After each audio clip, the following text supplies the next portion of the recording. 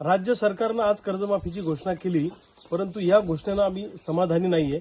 मुळामध्ये विधानसभा होऊन 1.5 वर्ष झाले।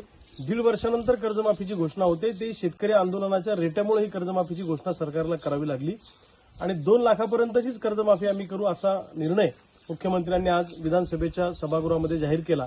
आमचं म्हणणं आहे की किमान 5 लाखापर्यंतच्या शेतकऱ्यांचं कर्ज माफ व्हायला पाहिजे आणि कुठलेही जाचक अटी आणि निकष त्यात नको, सरसकट कर्जमुक्ती झाली पाहिजे अशी आम्हा सगळ्या शेतकऱ्यांची मागणी आहे आणि त्यामध्ये कुठल्याही अटी शर्तीविना ही कर्जमाफी झाली पाहिजे अशी आमची मागणी आहे। आणि इथून पुढे सोयाबीनला उत्पादन खर्चावर आधारित भाव, कापसाला उत्पादन खर्चावर आधारित भाव, इतर शेती पिकांना उत्पादन खर्चावर आधारित भाव जर दिला तर पुन्हा कर्जमाफी मागण्याची वेळ येणार नाही। पण वारंवार जर सरकार सोयाबीन आणि कापसाच्या भावावर दरोडा टाकणार असेल तर पुन्हा कर्जमाफीची मागणी करावी लागेल।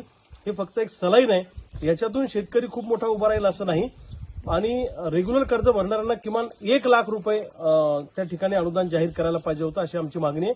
आजच्या कर्जमाफीच्या निर्णयामध्ये आम्ही पूर्णपणे समाधानी नाहीये।